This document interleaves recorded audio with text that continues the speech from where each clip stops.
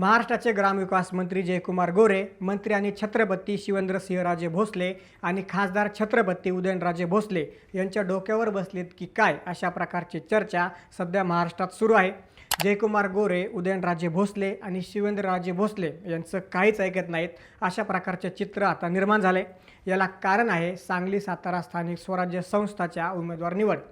या उमेदवार निवडीत मंत्री शिवेंद्रसिंहराजे भोसले, खासदार उदयनराजे भोसले आणि मंत्री जयकुमार गोरे अत्यंत ॲक्टिव्ह होते।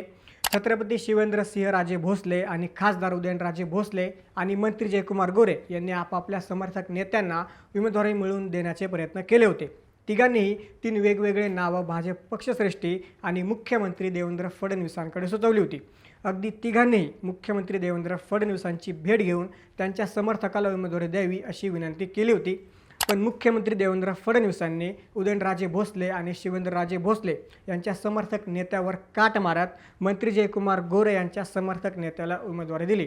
सांगली सातारा विधान परिषदेत भाजपचे माजी जिल्हाध्यक्ष धैर्यशील कदम यांना उमेदवारी मिळाली। विशेष म्हणजे दोन्ही राज्यांच्या समर्थक नेत्याला डावलून ज्या धैर्यशील कदमांना भाजपने उमेदवारी दिली आहे ते अगदी काहीच वर्षांपूर्वी भाजपात आलेत। ते मंत्री जयकुमार गोरे यांचे कट्टर समर्थक आहेत। सातारा जिल्ह्याच्या राजकारणात मागच्या अनेक दशकांपासून दोन्ही राजे घराण्यांचा शब्द अंतिम मानला जातो। छत्रपती घराणं कोणत्याही पक्षात का असेना, त्यांच्या शब्दाला कायमच पश्चिम महाराष्ट्रात वजन राहिलेलं आहे। पण आता हे वजन पहिल्यांदाच मंत्री झालेले जयकुमार गोरेंसमोर फिकं पडत असल्याचं दिसतंय। किंबहुना देवेंद्र फडणवीस छत्रपती घराण्याला डावलून जयकुमार गोरेंना पर्याय म्हणून उभे करत असल्याचं बोललं जात आहे। कारण उदयनराजे भोसले साताऱ्याचे खासदार आहेत, तर मंत्री शिवेंद्रराजे भोसले सातारा शहराचे आमदार आहेत, तर जयकुमार गोरे मान खटावचे आमदार आहेत। छत्रपती घराण्याचे वारसदार असणारे शिवेंद्रसिंहराजे भोसलेंना फडणवीसांनी मंत्री केलं, पण साताऱ्यातूनच जयकुमार गोरेंनाही मंत्रिपद देण्यात आले। आता सर्वात रंजक गोष्ट म्हणजे साताऱ्याचे पालकमंत्री शंभूराज देसाई आहेत, जे शिवसेना एकनाथ शिंदे गटात आहेत। त्यामुळे देवेंद्र फडणवीसांनी साताऱ्याच्या मानखटावमधून निवडून येणाऱ्या जयकुमार गोरेंना थेट सोलापूरचं पालकमंत्रीपद दिलं।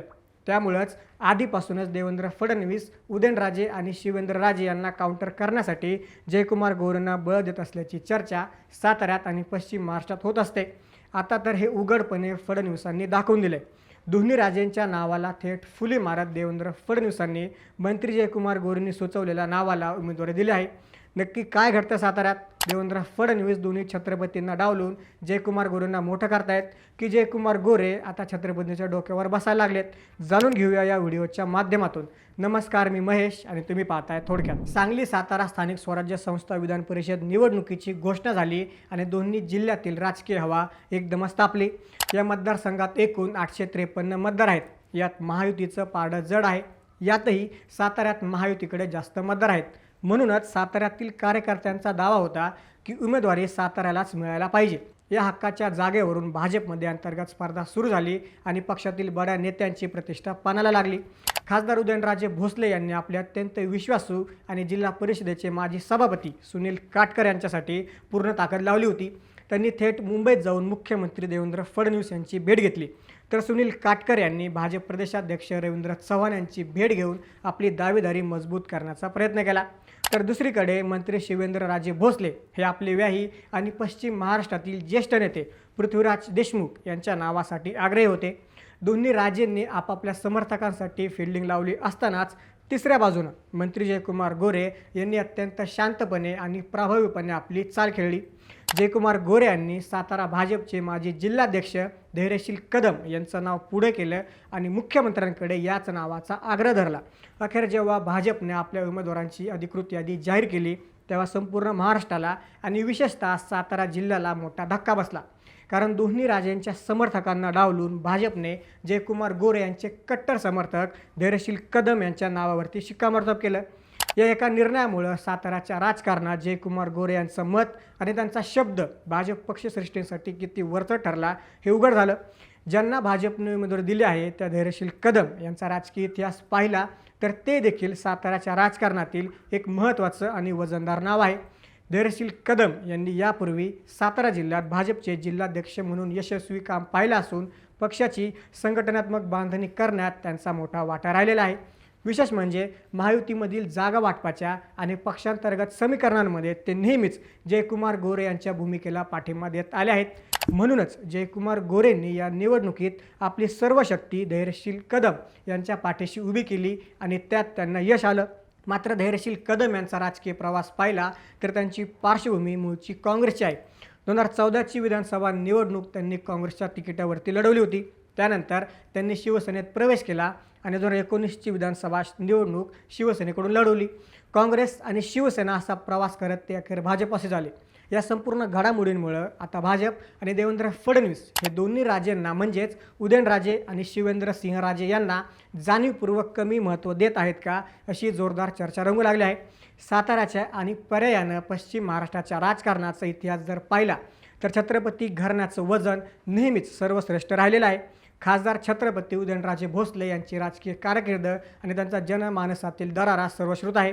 ते कोणत्याही पक्षात असोत, त्यांची स्वतःची एक वेगळी मतपिढी आहे आणि साताऱ्याच्या राजकारणात त्यांचा शब्द अंतिम मानला जातो.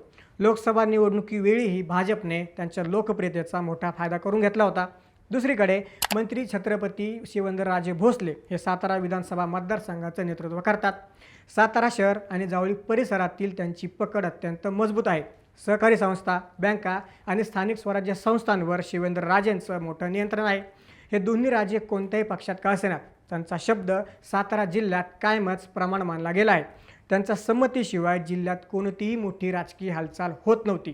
पण आता याच दोन्ही राजेंना एकाच वेळी शह देण्याचं काम भाजपमधील एका नेत्याने केलं आणि ते नेते म्हणजे मंत्री जयकुमार गोरे. मंत्री जयकुमार गोरे यांचा राजकीय इतिहास जर पाहिला तर ते मान खटाव या दुष्काळी भागातून सलग निवडून येणारे अत्यंत आक्रमक आणि डावपेचात माहीर असलेले नेते आहेत. प्रतिकूल परिस्थितीतही त्यांनी आपला गड राखला असून विरोधकांना धूळ चारण्यात ते पटाईत मानले जातात. मुख्यमंत्री देवेंद्र फडणवीस यांनी मंत्री जयकुमार गोरेंच्या याच आक्रमकतेचा आणि राजकीय कौशल्याचा वापर करून त्यांना मंत्रिमंडळात स्थान दिलं आणि सोलापूरचं पालकमंत्रीपदही सोपवलं. सातारा जिल्ह्यात दोन्ही राजेंचं स्वतंत्र अस्तित्व असताना भाजपला तिथे हक्काची आणि संघटनात्मक ताकद वाढवायची आहे. कदाचित याच रणनीतीचा भाग म्हणून देवेंद्र फडणवीस दोन्ही छत्रपतींना काउंटर करण्यासाठी जयकुमार गोरेंना सातत्यानं बळ देत असल्याची चर्चा आता खरी ठरताना दिसत आहे. या विधान परिषद निवडणुकीच्या निमित्तानं देवेंद्र फडणवीसांनी दोन्ही राजेंच्या नावांना थेट फुली मारत मंत्री जयकुमार गोरेंच्या शब्दाला अंतिम मानलं. साताऱ्यात मागच्या अनेक दशकांपासून जे राजे घराण्यांचं वर्चस्व होतं, आता त्याला जयकुमार गोरेंच्या रूपानं एक नवा पर्याय उभा केला जातोय की काय, अशी परिस्थिती निर्माण झाली आहे.